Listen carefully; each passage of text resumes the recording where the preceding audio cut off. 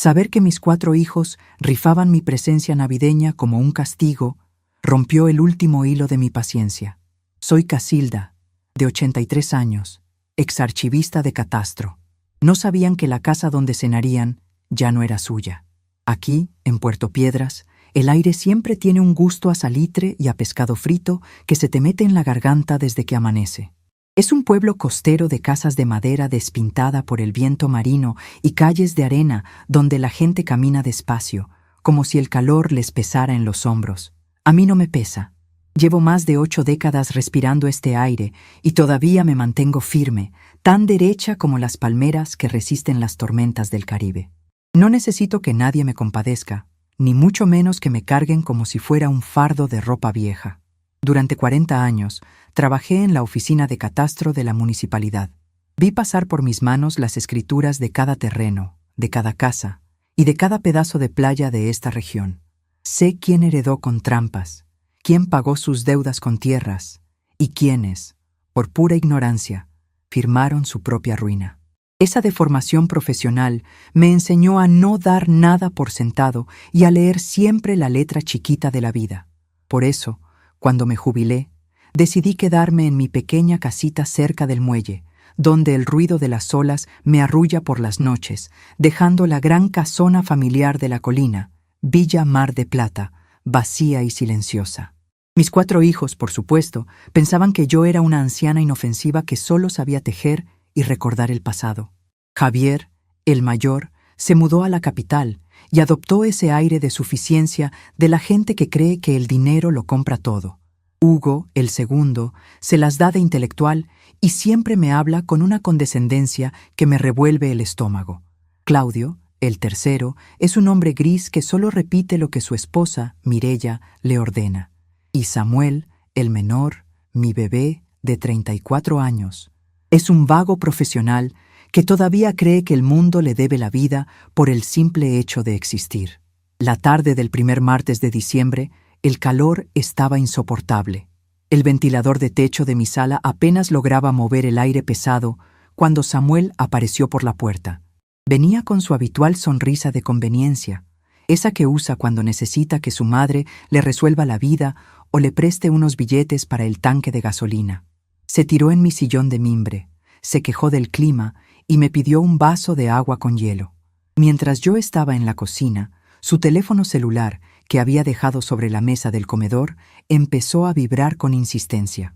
No soy de las que andan husmeando en la vida ajena, pero el aparato no dejaba de sonar. Pensé que podría ser algo urgente. Cuando me acerqué, la pantalla se encendió y vi que los mensajes caían en un grupo de WhatsApp que compartíamos toda la familia, llamado simplemente La Familia.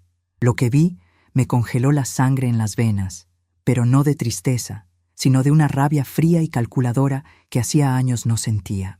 Samuel, en su infinita torpeza y pereza, se había equivocado de grupo. Quería enviar un video y un mensaje a un chat privado que tenía con sus 3 hermanos, pero lo mandó al grupo general, donde yo también estaba incluida. El video era una grabación de pantalla de una aplicación de esas que hacen girar una ruleta digital. En cada sección de la ruleta estaban escritos los nombres de mis 4 hijos: Javier, Hugo, Claudio, Samuel. El título de la ruleta, escrito con letras rojas y grandes, decía: ¿Quién se queda con la jefa esta Navidad? En el video se veía cómo la aguja digital giraba con velocidad hasta detenerse, con una precisión casi cómica, en el nombre de Samuel. Inmediatamente después del video, apareció un mensaje de voz de Samuel. Con mi pulso temblando levemente, pero con la mente clara, presioné el botón de reproducir. Su voz chillona y quejumbrosa llenó la sala. Rayos, otra vez yo. Perdí, muchachos. Me toca aguantar a mamá en Navidad. El año pasado me salvé por los pelos, pero esta vez no tengo escapatoria. Es una tortura tener que ir a visitarla y oír sus mismas historias de la oficina de catastro y del puerto. ¿Quién de ustedes me cambia el turno? Les pago 1,000 pesos si me salvan de esta condena. Casi de inmediato, llegó la respuesta escrita de Javier, el hermano mayor. Ni loco, hermanito. Trato es trato. Las reglas del sorteo de la vieja son claras y se respetan cada año. Yo ya cumplí mi cuota el diciembre pasado, llevándola a ese restaurante barato de carretera para no tener que cocinarle. Ahora te toca apechugar a ti. Aguántala 2 días, pon cara de santo y luego te regresas a la ciudad. Luego entró un mensaje de Claudio. Sí, Samuel, no seas chillón. Mireya dice que este año no piensa soportar los comentarios de mi mamá sobre su comida. Bastante tenemos con organizar la cena en Villa Mar de Plata para impresionar a mis suegros. Así que quédate con ella en su casita del muelle y no nos arruines la fiesta. Pasaron exactamente 2 minutos antes de que se dieran cuenta del monumental error. De repente, los mensajes empezaron a desaparecer uno a uno de la pantalla. Este mensaje fue eliminado. Este mensaje fue eliminado. Se leía de forma consecutiva. Pero ya era tarde. Yo ya lo había visto todo. Había escuchado el desprecio en la voz de mi hijo menor, la frialdad de Javier y la cobardía de Claudio. Sentí un vacío en el pecho, un golpe seco en el orgullo que me recordó todas las noches en vela, los sacrificios que hice cuando su padre murió y cómo me privé de tantas cosas para que ellos tuvieran una carrera profesional en la capital. Me veían como un mueble viejo que estorbaba en la decoración navideña, una carga que debían turnarse por pura obligación moral y social para que los vecinos no hablaran mal de ellos. El sorteo de la vieja, así lo llamaban.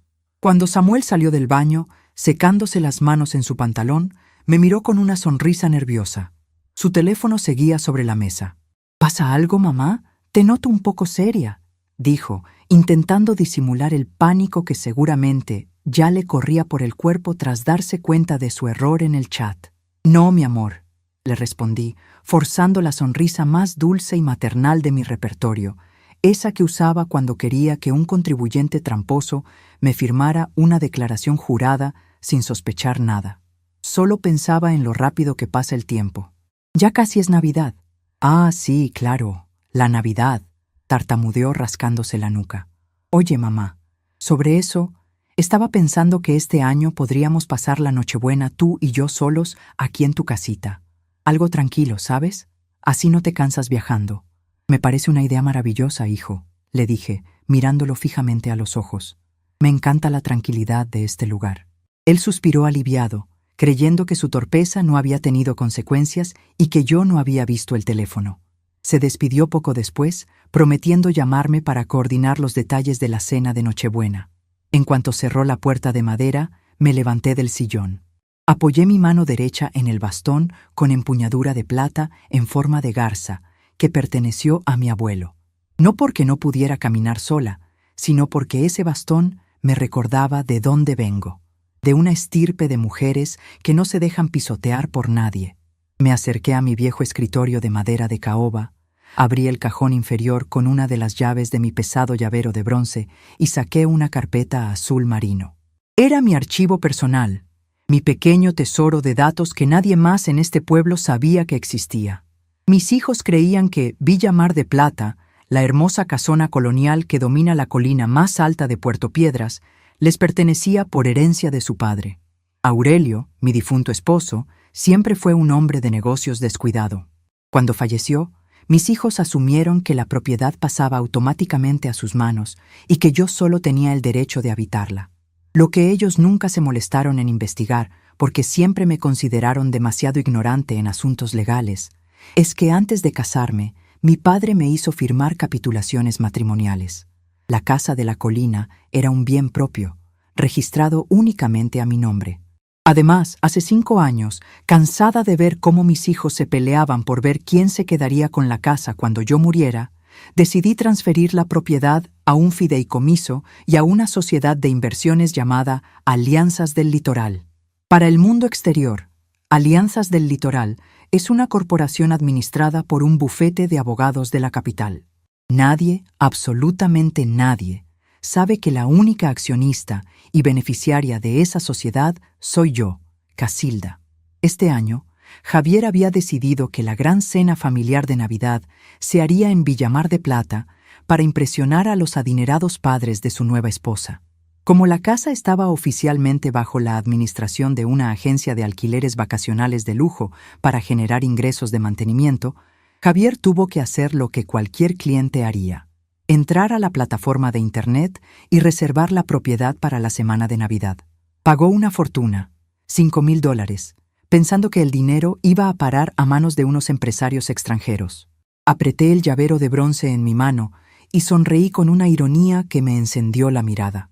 El dinero que Javier había pagado con tanto orgullo por alquilar Villa Mar de Plata ya estaba depositado en mi cuenta bancaria personal. Mis propios hijos estaban financiando, sin saberlo, la lección más grande de sus vidas. Ellos planeaban tener su cena perfecta en mi casa de la colina, mientras relegaban a la vieja a quedarse sola en la cabaña del muelle con el hijo que había perdido la rifa. Pensaban cumplir con el trámite navideño con el menor esfuerzo posible, pero el juego había cambiado. Yo no iba a ser el premio de consolación de ningún sorteo de desprecio. Tomé mi teléfono, abrí la aplicación de viajes y busqué el destino más lejano, lujoso y soleado que encontré.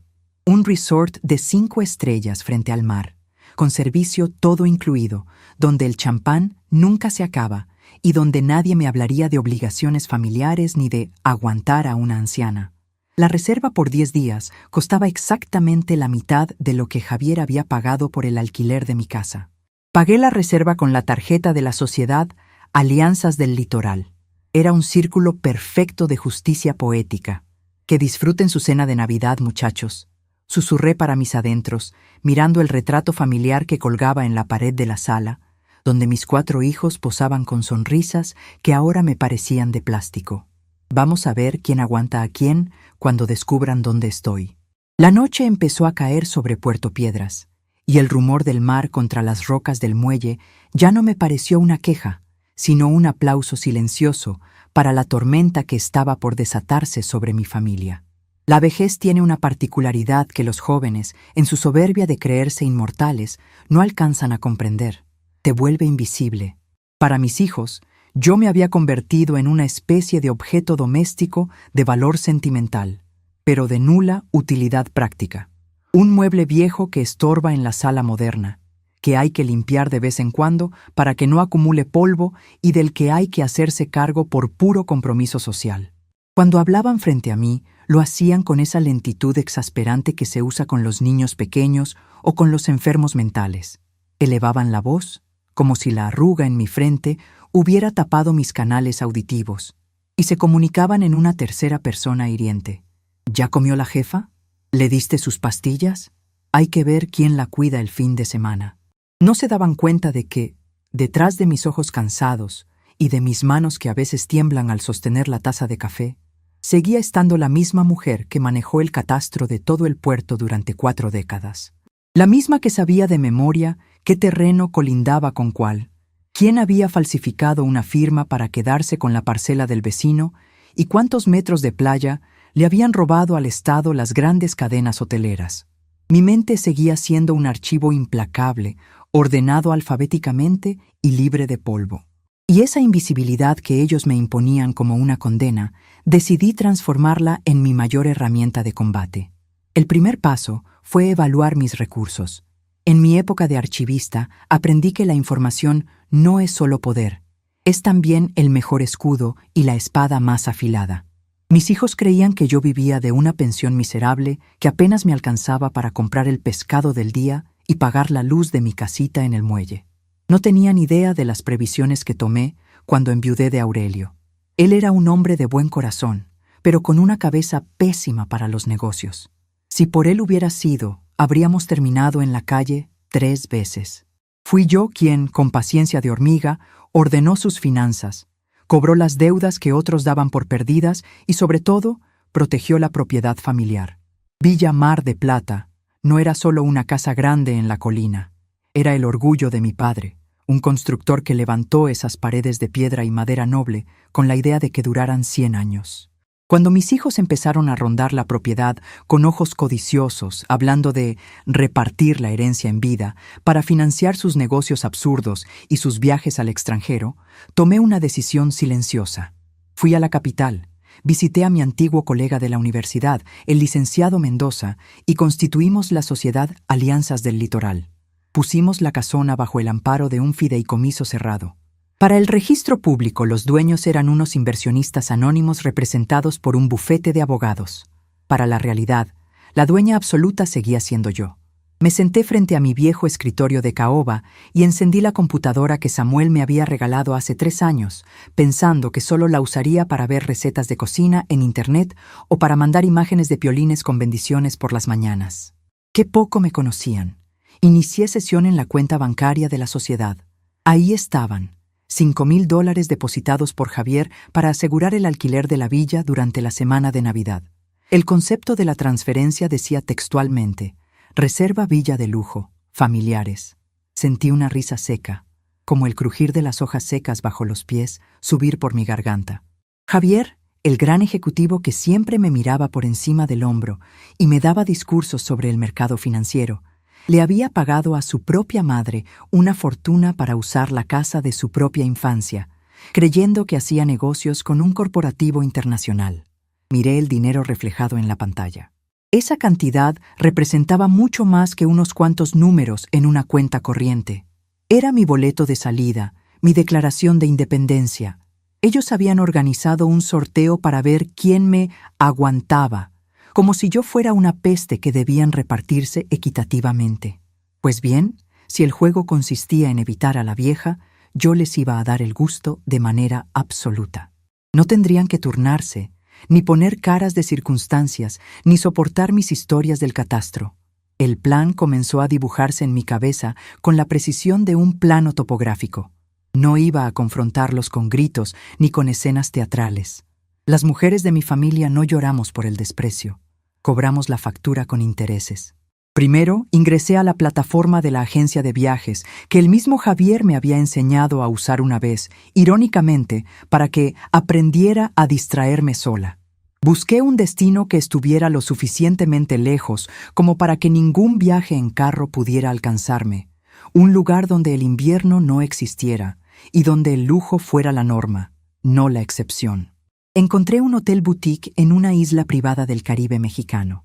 Un sitio donde las cabañas tienen alberca propia, donde el desayuno te lo sirven en la terraza mirando al mar turquesa y donde el único ruido permitido es el de las olas y el viento entre las palmeras. La reservación por 10 días, desde el 22 de diciembre hasta el 1 de enero, costaba exactamente la mitad de lo que Javier había pagado por el alquiler de la villa. La otra mitad la usaría para consentirme.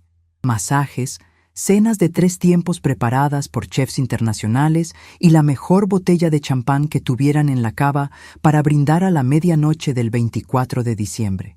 Pagué todo con la tarjeta de crédito asociada a Alianzas del Litoral.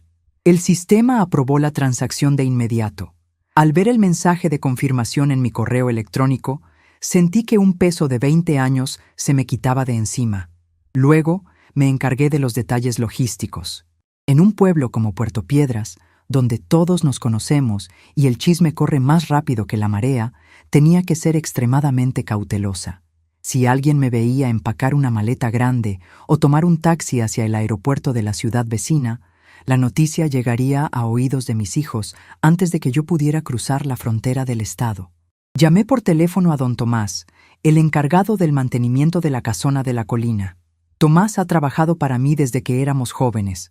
Es un hombre leal, de pocas palabras, y que sabe que su salario mensual proviene de la cuenta de la sociedad anónima, aunque él simule creer que trabaja para una empresa de administración de bienes raíces. Tomás, buenas tardes, le dije con mi tono de voz más sereno. Te llamo para pedirte un favor muy especial. Dígame, doña Casilda. Usted dirá. La empresa administradora me informó que los inquilinos que reservaron la villa para Navidad son muy exigentes. Van a llegar el 22 por la tarde. Quiero que todo esté impecable. Pero hay una condición muy importante. Bajo ninguna circunstancia debes entregarles las llaves antes de las 5 de la tarde de ese día. Y si te piden algún cambio en las condiciones del contrato, les dices que todo tiene que tramitarse directamente por el portal de Internet. No quiero que los atiendas personalmente más de lo estrictamente necesario. Entendido, doña Casilda. Así se hará. ¿Usted va a salir del pueblo? Voy a tomarme unos días de descanso, Tomás. Necesito aire fresco. Si mis hijos te preguntan por mí, les dices que no me has visto y que no tienes idea de dónde estoy.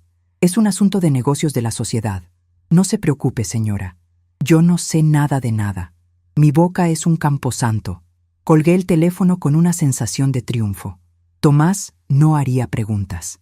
Sabía que su trabajo dependía de su discreción, y en este pueblo, un empleo seguro y bien pagado no se pone en riesgo por andar de correveidile. El siguiente paso era preparar mi equipaje de manera que nadie sospechara. No podía sacar una maleta de ruedas por la puerta principal de mi casita del muelle a plena luz del día. Los vecinos, que siempre están sentados en sus mecedoras en el porche para capear el calor, empezarían a preguntar que a dónde iba la vieja tan elegante. Así que decidí usar mi vieja bolsa de lona, esa que utilizaba para ir al mercado de abastos los sábados. Durante 3 días fui guardando ahí, poco a poco y debajo de las verduras y el pan, mis vestidos de lino más finos, mis sandalias de cuero, mis trajes de baño que no usaba desde hacía una década y mis documentos personales. Fui llevando todo a la parte trasera de la casa, donde el muelle privado tiene acceso directo al canal. Allí contraté a Poncho, un pescador joven que tiene una lancha con motor fuera de borda y que siempre ha sido muy respetuoso conmigo. Le pagué el triple de lo que cobra por un viaje regular para que me recogiera el 22 de diciembre a las 6 de la mañana, antes de que el sol saliera y el pueblo despertara. Él me llevaría por el canal hasta el puerto principal, donde un servicio de transporte privado, que ya había contratado por internet, me estaría esperando para trasladarme al aeropuerto internacional. Todo estaba fríamente calculado. No dejaría rastro alguno de mi partida. Mientras organizaba cada detalle, no pude evitar recordar los días en que mis hijos eran pequeños. En esta misma casita del muelle, cuando Aurelio todavía vivía, la Navidad era una época de bullicio y de esfuerzo constante. Yo pasaba semanas enteras planeando el menú, ahorrando cada centavo para comprarles los juguetes que habían pedido en sus cartas y tejiendo suéteres de lana que ellos terminaban perdiendo en el colegio. Me dolían las manos de tanto amasar pan, pero ver sus caras de felicidad alrededor de la mesa hacía que todo valiera la pena. ¿En qué momento se habían convertido en estos hombres fríos, calculadores y egoístas? ¿Cuándo fue que pasé de ser la madre que les dio todo a ser la molestia que se sorteaban en una aplicación de celular? La respuesta me dolió, pero la acepté con la madurez que solo dan los años. Los crié tan independientes y tan seguros de sí mismos que terminaron por creer que no necesitaban a nadie, y mucho menos a una vieja que ya no les aportaba nada material. Olvidaron que la gratitud es la memoria del corazón, y como ellos la habían perdido, yo me encargaría de refrescarles la memoria de una manera que nunca olvidarían. El 20 de diciembre, Samuel me llamó por teléfono. Su voz sonaba apurada, con ese ruido de tráfico de la capital de fondo que siempre me ponía de malas. «Hola, mamá. Oye, solo para confirmar lo de la cena del 24. Voy a llegar a tu casa como a las 7 de la noche. ¿Te parece bien? No prepares gran cosa, algo sencillo. Un pollo rostizado de la tienda o unos tamales de la esquina estarán bien. Así no te cansas cocinando». «Me parece perfecto, hijo», respondí, tragándome el nudo de indignación que me subía por la garganta al escuchar que ni siquiera era capaz de planear una cena decente para su madre. «No te preocupes por nada. Yo voy a dejar todo listo aquí». «Excelente, jefa. Sabía que entenderías. Es que ando cortísimo de dinero y el viaje hasta allá es un gasto pesado. Ya sabes cómo está la situación. Te veo el 24. Te mando un beso». Colgó sin esperar mi respuesta, sin preguntarme cómo me sentía, si necesitaba que me trajera algo de la ciudad o si mi salud estaba bien. Para él, la visita era una transacción obligatoria, un impuesto de fin de año que tenía que pagar por haber perdido la rifa familiar. Un pollo rostizado de la tienda, pensé, mirando el teléfono.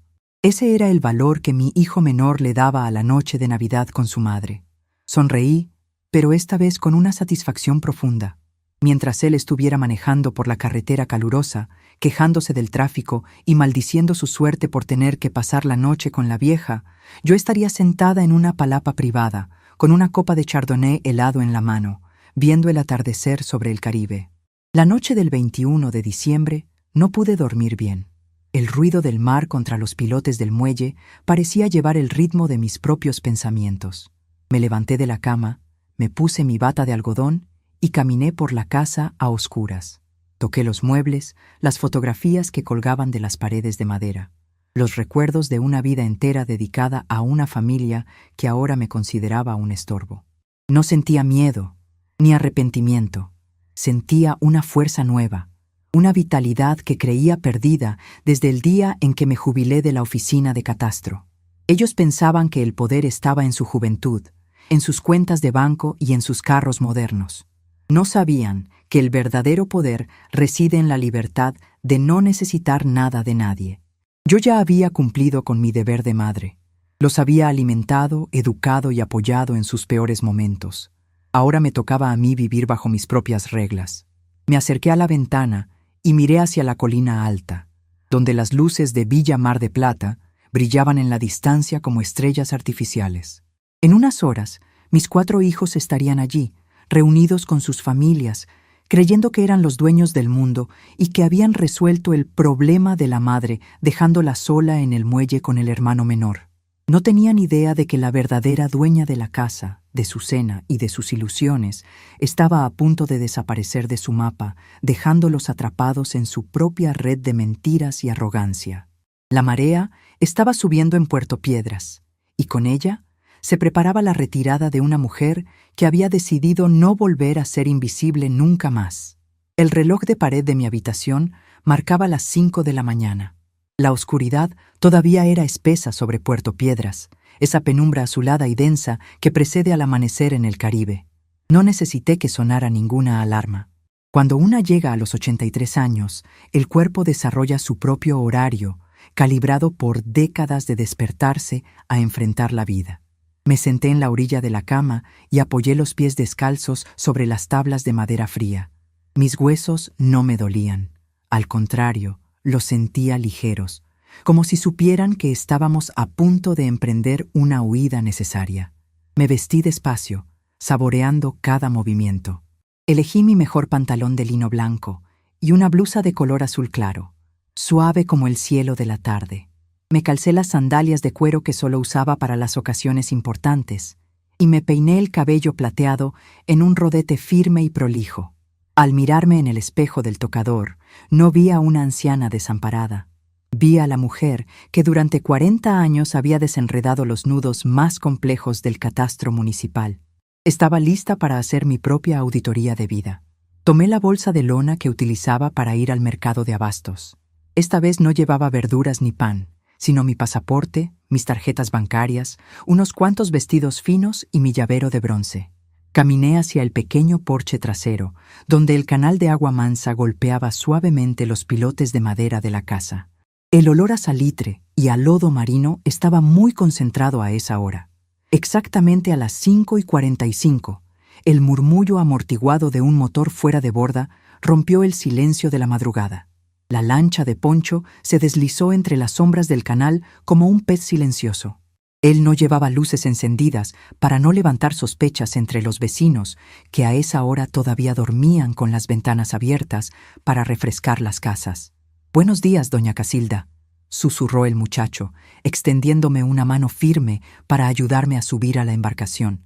«Deme la bolsa, yo la acomodo». «Buenos días, Poncho».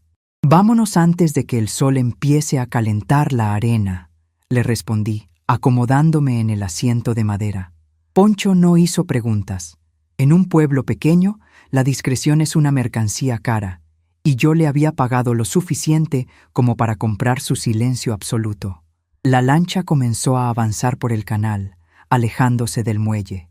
Miré hacia atrás y vi mi casita desaparecer entre la bruma matutina. No sentí nostalgia, ni un solo gramo de culpa. Mientras nos abríamos paso hacia el puerto principal, sorteando las canoas de los pescadores que apenas se preparaban para la jornada, experimenté una oleada de libertad que no sentía desde que era una muchacha. El trayecto por el agua duró unos 40 minutos. Para cuando atracamos en el muelle comercial, los primeros rayos del sol pintaban el cielo con franjas de color naranja y violeta. El puerto ya mostraba actividad. El olor a café recién colado y a empanadas fritas de los puestos callejeros flotaba en el aire. Allí, justo al final de la escollera, me esperaba un automóvil negro y reluciente que yo misma había contratado por internet 2 días atrás. El chofer, un joven impecablemente vestido con camisa blanca, sostenía un cartelito de cartón donde se leía «Sociedad Alianzas del Litoral». Sonreí para mis adentros. Ese era mi nombre de guerra, el escudo detrás del cual me iba a parapetar. El joven tomó mi bolsa de lona con una delicadeza extrema, como si se tratara de un equipaje de cuero importado de alguna tienda de lujo de la capital, y me abrió la puerta trasera del vehículo. «Buenos días, señora. ¿Nos dirigimos al aeropuerto internacional?», preguntó con extrema cortesía. «Así es, joven. Y por favor, vaya despacio. Quiero contemplar el paisaje por última vez en este año». Mientras el coche avanzaba por la carretera que subía hacia los acantilados, miré por la ventanilla. A lo lejos, coronando la colina más alta de Puerto Piedras, se alzaba Villamar de Plata. Sus paredes blancas de piedra y sus balcones de madera noble brillaban con la luz del amanecer. En unas 12 horas, mi hijo mayor, Javier, llegaría allí con su familia para instalarse. Él creía que venía a disfrutar de una propiedad que la fortuna o el azar le habían permitido alquilar a través de una corporación extranjera. No tenía la menor sospecha de que la dueña de la corporación y del dinero que había pagado por la estadía iba sentada en el asiento trasero de ese automóvil, alejándose de ellos a toda velocidad. El trayecto al aeropuerto de la ciudad vecina fue un bálsamo. Me dediqué a observar los campos de caña de azúcar, las palmeras que bordeaban la carretera y el azul infinito del mar que se abría a nuestra derecha. Cuando llegamos a la terminal, el bullicio de los viajeros, las maletas rodando por el piso de granito y los altavoces anunciando salidas me envolvieron. Sin embargo, no me sentí abrumada. Yo viajaba en primera clase, un beneficio que me había otorgado el generoso pago de alquiler de mi propio hijo. En la sala de espera preferencial, lejos del tumulto y del ruido ensordecedor de los villancicos comerciales, me tomé una taza de té de manzanilla caliente. Las azafatas y los empleados del aeropuerto me miraban con esa mezcla de condescendencia y lástima que la sociedad suele reservar para las mujeres de cabello blanco y paso lento. Me hablaban despacio, estirando las vocales, como si mi edad me hubiera restado capacidad de comprensión. Yo les sonreía y les daba las gracias con suavidad, divirtiéndome con su ignorancia. Si supieran que en mi bolso llevaba los hilos que desatarían la peor tormenta familiar en la historia de los de la colina, me mirarían con absoluto temor. El vuelo fue largo, pero sumamente cómodo. Me recliné en el amplio asiento de piel. Me coloqué los auriculares que me ofrecieron y me quedé dormida arrullada por el ronroneo de los motores. Desperté cuando el avión iniciaba el descenso sobre el Caribe mexicano. Al bajar de la aeronave, el aire caliente y húmedo, perfumado con un olor a selva y a flores exóticas que no existía en Puerto Piedras, me dio la bienvenida. Otro automóvil privado me trasladó hasta el muelle de la isla privada donde se encontraba el hotel boutique que había reservado. El trayecto en el transbordador fue espectacular. El agua tenía un tono turquesa tan intenso que parecía irreal, casi artificial. Cuando finalmente pisé la madera del muelle del hotel, una joven vestida de lino blanco me entregó una toalla húmeda con aroma a menta y una copa de agua de coco fresca. Me guió por senderos rodeados de vegetación tropical hasta mi cabaña privada. El lugar era un sueño. Tenía una cama con dosel, una pequeña piscina de borde infinito que se fundía con el horizonte marino y una terraza de madera donde soplaba una brisa fresca y constante. Sobre una mesa baja, en un balde de plata lleno de hielo picado, descansaba una botella de champaña francesa, un obsequio de bienvenida por haber reservado la suite de lujo. Me serví una copa, me senté en la reposera de la terraza y contemplé la inmensidad del océano. El sabor seco y burbujeante del vino espumoso me refrescó la garganta. «A su salud, muchachos», susurré, levantando la copa hacia el vacío. «Que la cena les aproveche». Eran las 5 de la tarde del 22 de diciembre. En Puerto Piedras, el drama estaba por comenzar. Saqué mi teléfono móvil de la bolsa de lona. Lo había mantenido apagado durante todo el viaje para evitar que el rastreo satelital o alguna llamada inoportuna arruinara mi itinerario. Al encenderlo, la pantalla tardó unos segundos en reaccionar antes de que empezaran a caer las primeras notificaciones. El primer mensaje era de Tomás, mi leal encargado de mantenimiento de la casona. «Doña Casilda, buenas tardes. Le informo que los inquilinos acaban de llegar a la villa. El señor Javier venía muy alterado porque no le permití el ingreso antes de las 5 de la tarde, tal como usted me ordenó. Me gritó bastante, diciendo que él era un cliente de categoría y que iba a quejarse con la administración central. Yo mantuve la calma y le dije que eran políticas de la empresa de la capital. Ya les entregué las llaves y se encuentran instalados. Quedo a sus órdenes. Esbocé una sonrisa triunfal. Me imaginaba a Javier, con su traje sastre arrugado por el viaje, gritándole a Tomás en la entrada de la casa donde pasó su infancia, sin saber que el corporativo inflexible que tanto odiaba era su propia madre sentada en una playa del Caribe. Muchas gracias, Tomás. Hiciste un trabajo impecable. Disfruta de tus días libres y no le des explicaciones a nadie, le respondí.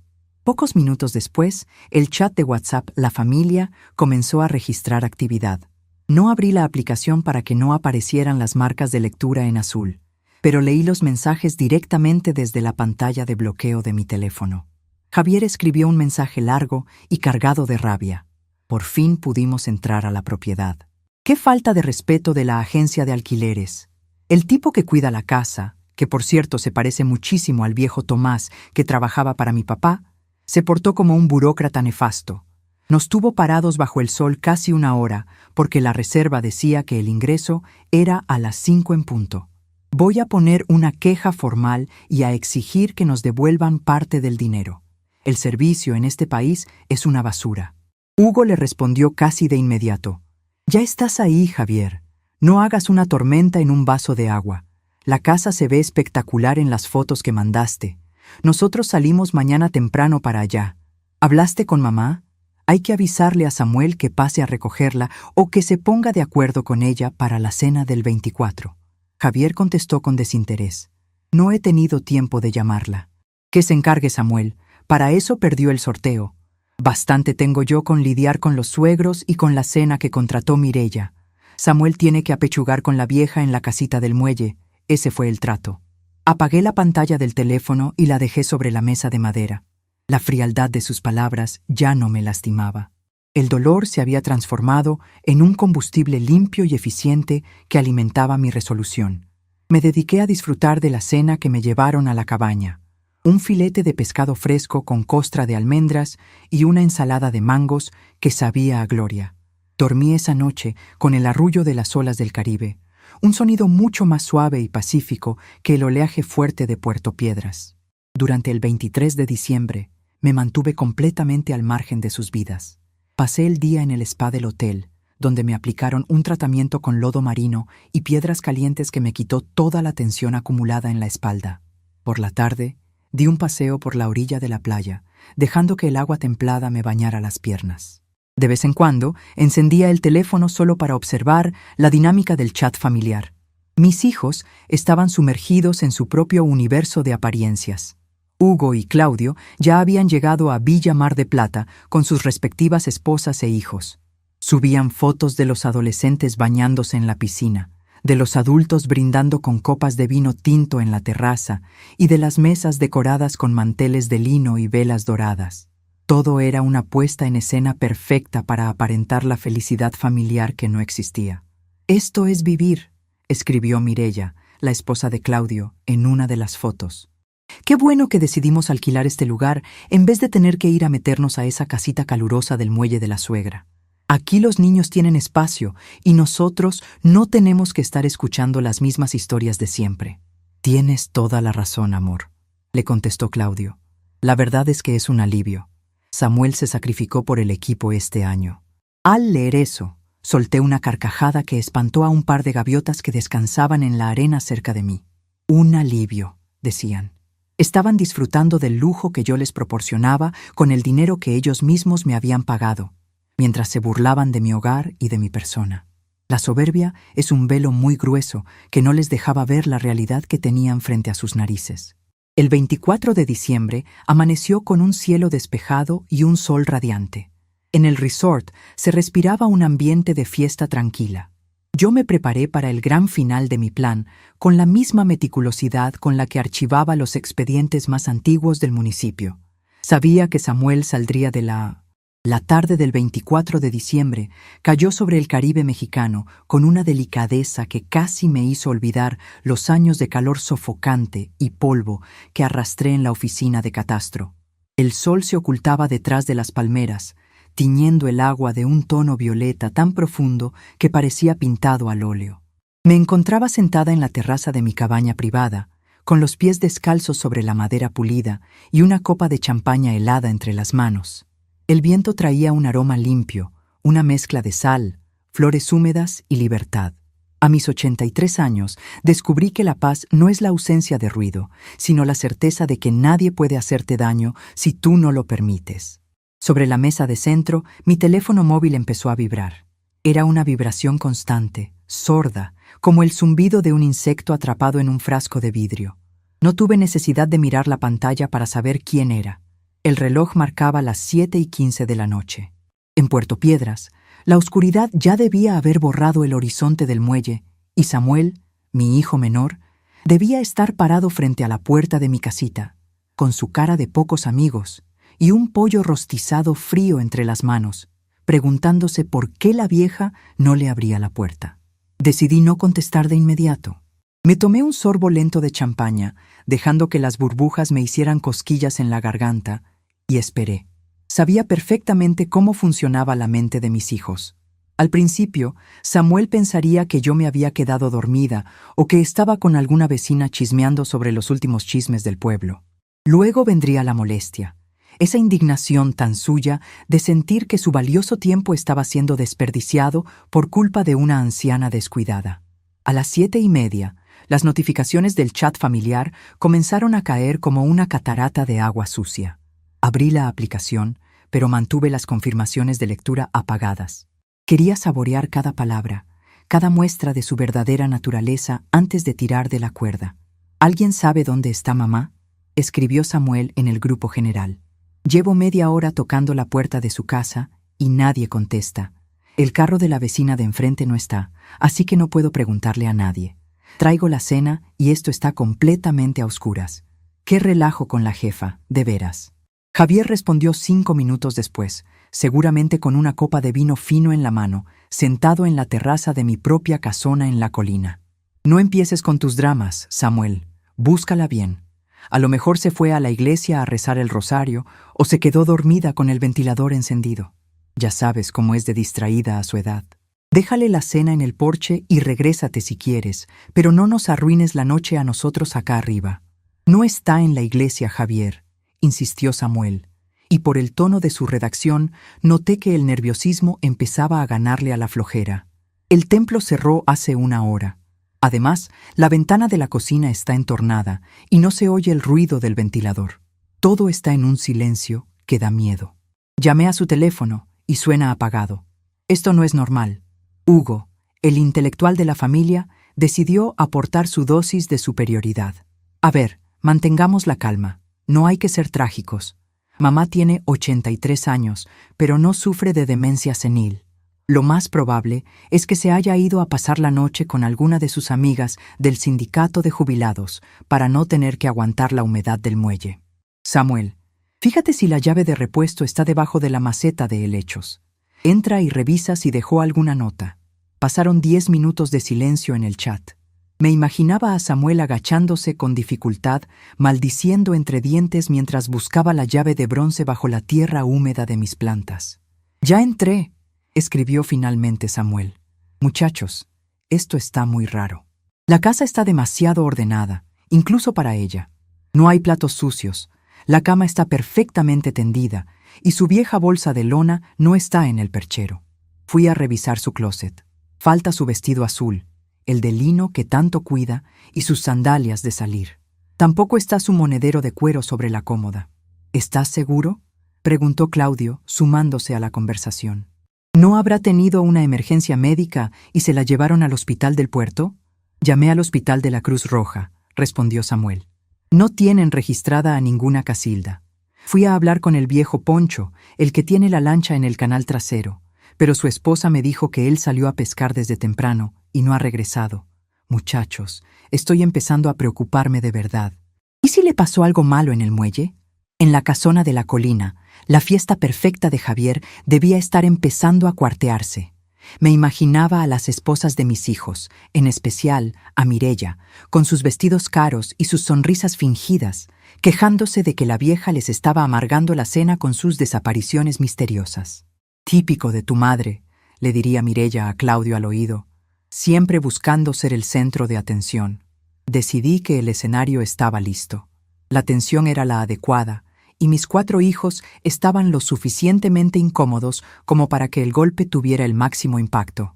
Me acomodé el cabello, ajusté la luz de la terraza de mi cabaña para que el fondo del mar turquesa iluminado por los faroles del hotel se viera con total claridad, y presioné el botón de videollamada grupal. El teléfono de Javier fue el primero en sonar, seguido por el de Hugo, Claudio y Samuel. Tardaron menos de 3 segundos en contestar. En la pantalla dividida aparecieron sus rostros. Javier estaba en el gran comedor de Villa Mar de Plata, con las lámparas de cristal de fondo y una botella de vino importado sobre la mesa de caoba que mi padre había comprado 50 años atrás. Claudio y Hugo estaban a su lado, con semblantes que mezclaban la molestia y el alivio. En otra de las pantallas, Samuel aparecía con el rostro sudoroso, iluminado por la débil linterna de su celular en la penumbra de mi sala vacía en el muelle. «¡Mamá!», gritó Samuel, casi pegando la boca a la bocina del teléfono. «¿Dónde carajos estás? Nos tenías muertos de un susto. Estoy aquí en tu casa y está todo oscuro. ¿Qué es ese ruido de agua que se oye de fondo? ¿Estás bien?» «Hola, hijos», les dije con una voz sumamente pausada, arrastrando las palabras, con una tranquilidad que contrastaba de manera salvaje con sus caras de angustia. «Feliz Navidad a todos». Javier se acercó más a la pantalla de su teléfono.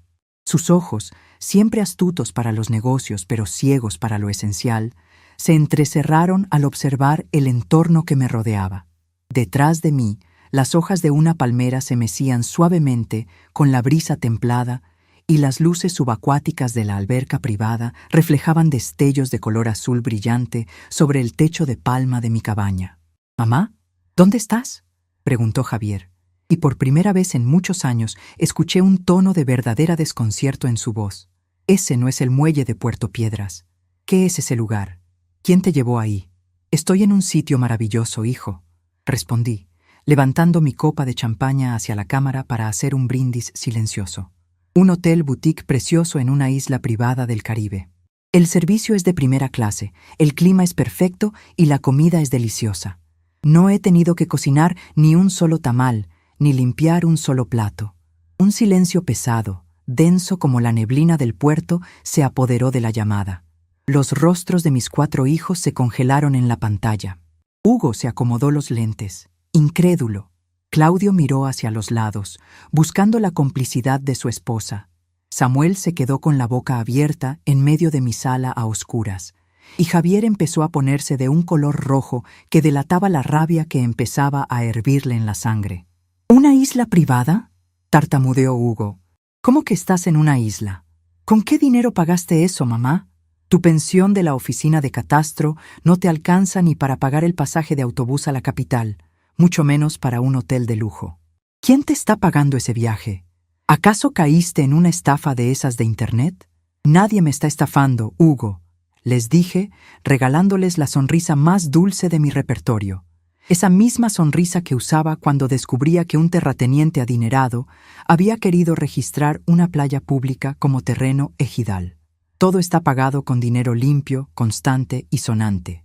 Exactamente $5,000 que ingresaron a la cuenta de mi sociedad a principios de este mes. Javier dio un paso atrás, casi tropezando con una de las sillas de comedor de la villa. Su mente de financiero empezó a conectar los cables de una manera dolorosa. $5,000, susurró Javier, y la palidez de su rostro fue un poema. «Esa es la cantidad que yo pagué por el alquiler de la villa». «Exactamente, mi querido hijo mayor», le respondí, sosteniendo su mirada a través de la pantalla con una firmeza que lo hizo encogerse. «Alianzas del Litoral es mi sociedad anónima. Yo soy la única dueña, la única accionista y la beneficiaria absoluta del fideicomiso que administra Villa Mar de Plata. La casa donde están sentados cenando, la casa de mi padre, nunca dejó de ser mía. Ustedes asumieron que, porque soy una vieja que vive en el muelle, no sabía nada de leyes ni de negocios. Pero se les olvidó que pasé 40 años de mi vida manejando las escrituras de todo este municipio. Sé más de herencias, propiedades y sociedades de lo que ustedes aprenderán en toda su vida. Claudio se metió en la conversación, con la voz temblorosa de la cobardía. Pero mamá, eso es una trampa. Nos hiciste pagar por usar nuestra propia casa familiar. No, Claudio, lo corregí de inmediato, endureciendo el tono de mi voz. Es su casa familiar cuando les conviene para presumir con sus suegros, pero es la casa de la vieja cuando se trata de venir a visitarme. Y hablando de trampas, ¿por qué no le platican a la familia sobre el sorteo de la vieja? La mención del sorteo cayó sobre ellos como un balde de agua helada. Samuel, en su pantalla, intentó hacerse invisible entre las sombras de mi sala. Javier miró hacia el suelo y Hugo empezó a morderse el labio inferior con nerviosismo. ¿Pensaban que no me iba a enterar? Continué, disfrutando del absoluto control de la situación. Samuel es tan torpe con la tecnología como lo es para ganarse la vida. Mandó el video de la ruleta digital y sus mensajes de voz al grupo general de la familia. Escuché cada una de sus palabras. Escuché a Samuel quejarse de la condena de tener que pasar la Navidad conmigo. Escuché a Javier decir que ya había cumplido su cuota, llevándome a comer a un restaurante barato de carretera. Y te escuché a ti, Claudio, decir que tu esposa Mireya no pensaba soportar mis comentarios sobre su comida, y que era un alivio dejarme sola en el muelle. El silencio en la llamada era tan profundo que podía escuchar el susurro de la brisa en mi terraza y el jadeo nervioso de Samuel al otro lado de la línea. Ninguno de los cuatro se atrevía a sostener la mirada a la pantalla. Sus hombros se habían encogido. Sus posturas de hombres exitosos y seguros de sí mismos se habían desmoronado por completo. Eran 4 niños pequeños, sorprendidos con las manos en la masa, desarmados por la misma mujer a la que habían considerado un mueble viejo y estorboso. ¿Saben qué es lo más triste de todo esto? Les dije, mirándolos uno a uno con una mezcla de lástima y orgullo herido. Que yo los crié con amor. Pasé noches enteras sin dormir cuando estaban enfermos. Trabajé horas extras en la oficina de catastro para que no les faltara un libro en la escuela. Y me privé de 1000 cosas para que tuvieran sus carreras en la capital. Cuando su padre murió, me quedé sola para que ustedes pudieran volar alto, y el pago que recibo de mis propios hijos es ser rifada en una ruleta digital como si fuera un castigo, una carga que hay que aguantar por pura obligación moral. Mamá, de verdad, perdón, tartamudeó Samuel, y vi que unas lágrimas de vergüenza real empezaban a asomar en sus ojos. Fue una broma estúpida. Yo no quería decir eso. Tú sabes que te quiero. No, Samuel, no era una broma, le respondí con una frialdad que me sorprendió a mí misma. Era la verdad de lo que sienten. Me consideran invisible, me consideran una molestia, pero resulta que la molestia tiene las llaves de su felicidad navideña. Javier, tú pagaste $5,000 para impresionar a tus suegros adinerados en una villa de lujo. Pues bien, espero que la cena te esté resultando muy agradable, porque la mitad de ese dinero está financiando mi estancia en este paraíso. Ustedes me pagaron las vacaciones de mi vida para no tener que aguantarme, y yo les tomé la palabra de la manera más literal posible. Javier levantó la cabeza. Hola. La rabia inicial había sido reemplazada por un temor profundo, el temor de un hombre que sabe que ha perdido todo el poder de negociación. Mamá, por favor, hablemos de esto con calma, dijo Javier, usando ese tono de voz suave y manipulador que empleaba en sus juntas de negocios. No es necesario llegar a estos extremos. Somos tu familia. Podemos solucionar esto cuando regreses al pueblo. Por supuesto que somos familia, Javier, le dije, dándole un sorbo final a mi copa de champaña. Pero las reglas de nuestra relación acaban de cambiar para siempre. Ya no soy la anciana inofensiva a la que pueden ignorar durante 11 meses al año y sortear en diciembre. A partir de hoy, si quieren ver a su madre, van a tener que ganarse ese derecho. Y con respecto a Villa Mar de Plata, les tengo una mala noticia. Los 4 hermanos se tensaron al mismo tiempo. El contrato de arrendamiento que firmaste por internet, Javier, vence el 1 de enero a las 12 del día, les anuncié con una sonrisa implacable. A esa hora exacta, el viejo Tomás cambiará las cerraduras de todas las puertas de la casona. He decidido poner la villa en el mercado de alquileres vacacionales internacionales de forma permanente. Ya no habrá cenas familiares gratuitas de fin de año en la colina, ni fines de semana de descanso para sus amigos de la capital. Si quieren usar la casa de su infancia, tendrán que pagar la tarifa completa a través de la plataforma de Alianzas del Litoral. Y les advierto que la administración suele ser muy estricta con las reservaciones. Mireya, que había estado escuchando detrás de Claudio, se asomó a la pantalla con la cara desencajada por la indignación. «Señora, eso es una injusticia. No puede hacernos esto a su propia familia». «Mireya, querida», le respondí, mirándola fijamente hasta que bajó la vista. «En mi casa y en mi vida, las injusticias las decido yo. Y recuerda que este año no tendrás que soportar mis comentarios sobre tu comida. Deberías estar agradecida». Miré las pantallas de sus teléfonos por última vez en esa noche. Los rostros de mis hijos reflejaban una mezcla de humillación, vergüenza y un respeto repentino que nunca antes les había visto. Habían descubierto que la vieja que tejía en el porche del muelle tenía un as bajo la manga que los había dejado en la ruina moral y financiera. El equilibrio de poder en la familia de la colina se había quebrado para siempre, y yo era quien sostenía las piezas en mis manos. «Que pasen una muy feliz Navidad, muchachos», les dije con total serenidad. «Disfruten de la cena de $5,000. Yo voy a pedir otra botella de champaña para ver los fuegos artificiales sobre el mar». Apagué la videollamada antes de que pudieran articular otra palabra de disculpa o de reclamo.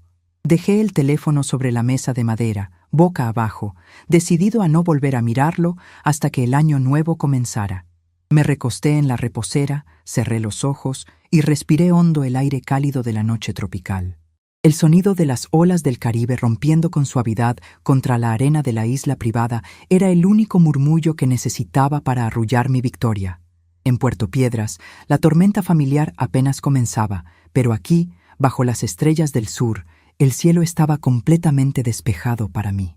La mañana del 25 de diciembre amaneció con una calma que parecía bendecida por el mismísimo mar. En mi cabaña de la isla privada, el sol entró sin pedir permiso, dibujando rayas doradas sobre las sábanas de lino blanco que olían a lavanda. Me quedé un rato largo acostada, escuchando el vaivén perezoso de la marea, sin la prisa de otros años, sin el pendiente de levantarme a recoger los platos sucios de una cena que nadie había agradecido, ni la molestia de limpiar las cenizas del cigarro de mis yernos de las macetas del porche. Por primera vez en décadas, mi única responsabilidad era decidir si quería desayunar papaya con limón o unos huevos pochados con vista al arrecife. Mantuve mi teléfono apagado durante los siguientes 5 días. Fue una decisión de pura salud mental, pero también un movimiento estratégico que aprendí en mis años en la oficina de catastro. Cuando un expediente conflictivo está sobre la mesa, la peor respuesta que puedes dar es la prisa. El silencio genera un vacío que el oponente siempre llena con sus propios miedos. Sabía que mis hijos estarían devorándose las uñas, llamando a Tomás, buscando explicaciones legales con sus abogados amigos en la capital, tratando de descifrar cómo la vieja Casilda les había ganado la partida en su propio terreno. Me dediqué a vivir. Caminé por la arena fina que se metía entre mis dedos como un puñado de harina tibia. Me bañé en el mar turquesa hasta que la piel de las manos se me arrugó como una pasa, y platiqué largas horas con el cantinero del hotel, un muchacho de Tabasco que me recordaba a los pescadores de mi pueblo por su forma pausada de hablar y su respeto natural hacia los mayores. Cené langosta, tomé vino blanco de ese que raspa la garganta de lo frío que está, y me regalé un masaje de pies con aceites de coco que me dejó flotando. Cada centavo de los $5,000 que Javier había transferido a Alianzas del Litoral fue devuelto al universo en forma de mi propio bienestar. Era una contabilidad perfecta, un balance de justicia poética que me devolvía la lozanía que los años de desprecio familiar me habían arrebatado. El 1 de enero, a las 10 de la mañana, tomé el transbordador de regreso al continente. El viaje de vuelta a Puerto Piedras fue muy diferente al de ida. Esta vez no sentía la adrenalina de la huida, sino la pesadez tranquila del deber cumplido. Cuando el automóvil negro me dejó en la entrada de mi casita del muelle, El calor del pueblo me recibió con su habitual abrazo húmedo y espeso, perfumado con el olor a pescado frito y brea de las lanchas. Encontré a Tomás sentado en la mecedora de mi porche, tomando un refresco de piña bien frío. En cuanto me vio bajar del coche, se puso de pie de un salto, quitándose el sombrero de paja con ese respeto antiguo que ya casi no se ve. «Doña Casilda, qué gusto verla de regreso», dijo, estirando la mano para tomar mi bolsa de lona. «Espero que su viaje de negocios haya sido de provecho». «De mucho provecho, Tomás, de mucho provecho», le respondí, dándole una palmadita en el hombro. «Cuéntame, ¿cómo terminaron las cosas en la colina?» Tomás soltó una risita discreta, de esas que se guardan los hombres del campo para no parecer chismosos, pero que revelan que lo disfrutó de sobremanera. «Tal como usted ordenó, señora. El 1 de enero a las 12 en punto me presenté en Villa Mar de Plata con el cerrajero del puerto. El señor Javier todavía estaba en pijama, reclamando que el día apenas empezaba y que tenían derecho a quedarse hasta la tarde para terminar de empacar la comida que les había quedado de la cena de Año Nuevo. Yo le mostré la copia del contrato digital, donde decía claramente que la salida era a mediodía sin tolerancia. Se puso verde del coraje, doña Casilda. Su esposa empezó a gritar que esto era una infamia y que iban a demandar a la empresa administradora. Pero el cerrajero no se tentó el corazón. Empezó a desmontar la cerradura de la puerta principal frente a ellos. «¿Y qué hicieron?», pregunté, acomodándome en mi mecedora de mimbre. Tuvieron que sacar las maletas a la carrera y subirlas a los carros bajo el solazo. Parecía mudanza de gitanos, con las cajas de cartón a medio cerrar y las botellas de alcohol a medio tomar en los asientos traseros. El señor Javier me quiso dar dinero para que los dejara quedarse 2 horas más, pero yo le dije que mis patrones de la capital eran muy estrictos y que ya venía otro cliente en camino. Se fueron echando pestes, quemando llanta por la bajada de la colina. «Hiciste muy bien, Tomás. Aquí tienes tu compensación por el trabajo de estos días», le dije, entregándole un sobre con un generoso fajo de billetes que había retirado del cajero del aeropuerto. «Te mereces esto y más por tu lealtad». El viejo Tomás guardó el sobre en el bolsillo de su pantalón de mezclilla, me dio las gracias con una reverencia y se retiró caminando despacio por la calle de arena, silbando una vieja tonada del puerto. Me quedé sola en mi casa.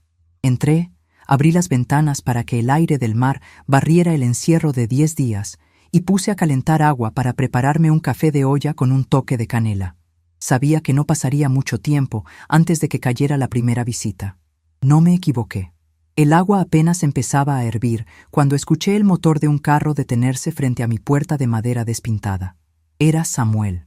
Entró sin tocar, con los ojos hinchados por el desvelo y la ropa arrugada, arrastrando los pies como si llevara encima el peso de todo el lodo del canal. Se detuvo en el umbral de la cocina, mirándome con una mezcla de vergüenza y timidez que hacía años no le veía. Ya no traía esa sonrisita de conveniencia con la que siempre venía a pedirme dinero para la gasolina. Esta vez parecía un niño huérfano que busca el regaño que sabe que se merece. «Hola, mamá», susurró, rascándose la nuca. «Qué bueno que ya regresaste. Estábamos muy preocupados». «Bueno, yo estaba muy preocupado». «Hola, hijo. Pásate. Estoy preparando café», le respondí con un tono neutro, sin enojo pero sin la calidez maternal que solía regalarle de gratis. «Siéntate». Él se acomodó en una de las sillas de madera de la mesa del comedor, esa misma mesa donde su teléfono había vibrado con los mensajes del sorteo semanas atrás. Se quedó mirando sus propias manos, que le temblaban levemente, antes de hablar. «Mamá, de verdad lo siento», dijo con la voz entrecortada. «Lo del sorteo fue una canallada. No tengo justificación. Me sentí tan estúpido cuando me di cuenta de lo que habíamos hecho. No he podido dormir bien en todas estas noches pensando en el daño que te causamos. Pensar que estabas sola, que te sentías despreciada por nosotros». «No estaba sola, Samuel», lo interrumpí de inmediato, sirviendo 2 tazas de café humeante sobre la mesa. «Estaba conmigo misma, que es una compañía excelente y que hacía mucho tiempo no disfrutaba porque siempre estaba preocupada por resolverles la vida a ustedes. Y con respecto a lo de estar desamparada, creo que quedó bastante claro que sé cuidarme sola mucho mejor de lo que ustedes creen». «Sí, ya nos dimos cuenta», admitió soltando un suspiro que parecía salirle desde el fondo del pecho. «Javier está que no lo calienta el sol». Fue con 3 abogados en la capital para ver si podía demandar a la sociedad Alianzas del Litoral por fraude o abuso, pero todos le dijeron lo mismo, que el contrato de alquiler que firmó por Internet era perfectamente legal, que las condiciones estaban claras y que no hay forma de reclamar un centavo. Cuando les dijo que la dueña de la sociedad eras tú, los abogados se rieron en su cara. Le dijeron que su madre era una estratega brillante y que mejor se quedara callado para no hacer el ridículo en los juzgados. Me tomé un sorbo de café, saboreando el dulzor del piloncillo y la ironía de la situación. Me imaginaba la escena de Javier, el gran tiburón de las finanzas, siendo humillado por los abogados de la capital debido a los negocios de su madre jubilada. Tu hermano Javier siempre ha sido un mal perdedor, Samuel, comenté con total tranquilidad. Cree que porque usa trajes caros y habla con términos en inglés, puede pasar por encima de la letra chiquita de los contratos. Se le olvidó que yo revisé las escrituras de este pueblo cuando él todavía no sabía amarrarse las agujetas de los zapatos. En el catastro aprendí que el papel habla y que la soberbia siempre firma su propia ruina. ¿Y de verdad vas a cerrar la casa de la colina?, preguntó Samuel, mirándome con ojos suplicantes. Javier dice que es una locura, que esa casa es el patrimonio de la familia y que no puedes rentársela a extraños. Esa casa es mi patrimonio, Samuel, no el de ustedes, le aclaré, asentando la taza sobre la mesa con un golpe seco que lo hizo sobresaltarse. Su padre no dejó un solo centavo para mantener esa propiedad. Fui yo quien pagó las contribuciones, quien reparó el techo después de cada huracán y quien creó el fideicomiso para que ustedes no la vendieran al primer postor para pagar sus deudas de juego o sus caprichos en la capital. Villa Mar de Plata ya está registrada en 3 plataformas de turismo de lujo. Tomás se encargará de recibir a los huéspedes y de mantener el jardín impecable. Con lo que gane de esas rentas, no solo tendré para vivir como se me pegue la gana, sino que podré viajar 2 veces al año al extranjero. Ya no tendré que esperar a ver quién gana o pierde una rifa para tener una Navidad decente. Samuel bajó la cabeza, asimilando mis palabras. El silencio se prolongó durante varios minutos, interrumpido únicamente por el canto de los pájaros en el patio y el rumor del viento marino entre las ramas del almendro. ¿Nos vas a perdonar alguna vez, mamá?, preguntó finalmente, con un hilo de voz que delataba una madurez que nunca antes le había visto. Mire a mi hijo menor. A pesar de sus 34 años, de sus errores y de su pereza, seguía siendo mi sangre.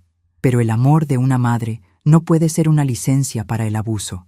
El perdón no es borrar el pasado como si nada hubiera pasado. El perdón es establecer nuevas reglas para que el respeto sea el cimiento del futuro. El perdón no es algo que se regala en una plática de café, Samuel, le respondí mirándolo fijamente. El perdón se trabaja. Si ustedes quieren volver a tener una madre, van a tener que empezar por respetarme. Ya no soy la vieja inofensiva que espera sus migajas de atención los fines de semana. Si quieren visitarme, me llaman antes para ver si tengo tiempo en mi agenda.